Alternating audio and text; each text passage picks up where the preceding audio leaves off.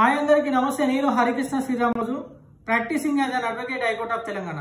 So ఈ రోజుల్లో ముఖ్యంగా చూసుకుంటే చెక్ బౌన్స్ కేసెస్ ఎక్కువ వింటున్నాము. సో అసలు చెక్ బౌన్స్ కావడానికి కారణాలు ఏంటి? సో మనం చూస్తే మన అవసరాల నిమిత్తం మనం ఒకరి దగ్గర నుంచి డబ్బు అప్పు తీసుకున్నప్పుడు వాళ్ళు గ్యారంటీ కింద ఒక 2 చెక్స్ తీసుకుంటారు మన దగ్గర నుంచి. తీసుకొని వాళ్ళు ఏం చేస్తారంటే మనం డబ్బులు ఇవ్వడం లేట్ అయినప్పుడు ఏం చేస్తారంటే వాళ్ళు వితౌట్ ఇంటిమేషన్లో కానీ విత్ ఇంటిమేషన్లో కానీ చెక్ బ్యాంక్లో ప్రజెంట్ చేస్తారు.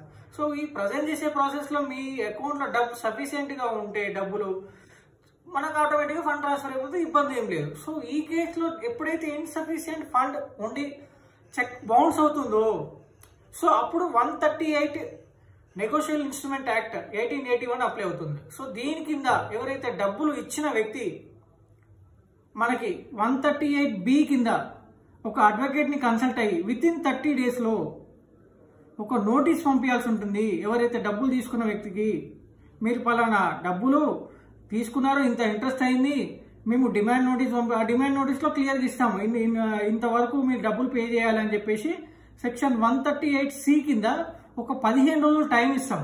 సో ఈ 15 రోజుల టైంలో కూడా డబ్బులు చెల్లించే వ్యక్తి ఎలాంటి రెస్పాన్స్ లేకపోతే సో ప్రీవియస్లో ఏముందంటే 142 కింద ఫైల్ చేయాలి అని అంటే 1 మంత్ టైం ఉండే. ఇప్పుడు 2025 రూల్స్ కొన్ని చేంజ్ అయినాయి కాబట్టి 3 మంత్స్ చేశారు ఇప్పుడు ఫైలింగ్కి 142(1) కింద. సో ఈ 142(1) కింద 3 మంత్స్ లోపల ఎప్పుడైనా ఫైల్ చేసుకోవచ్చు చెక్ బౌన్స్ కేసు. అండ్ ఇంకొకటి ఏంటంటే 142B. సో ఇన్ కేస్ మీ ఆరోగ్యం బాగాలేకపోయినా లేకపోతే మీరు రాంగ్ జ్యుడిస్డిక్షన్లో ఫైల్ చేయడం కానీ ఇట్లాంటి కొన్ని కాన్సిక్వెన్సెస్ ఉంటాయి. సో ఇలాంటి కేసెస్లో మీరు ఏం చేస్తారంటే మనం 142B కింద కండోనేషన్ ఆఫ్ డిలే కింద ఫైల్ చేయడం జరుగుతుంది. Okay, thank you.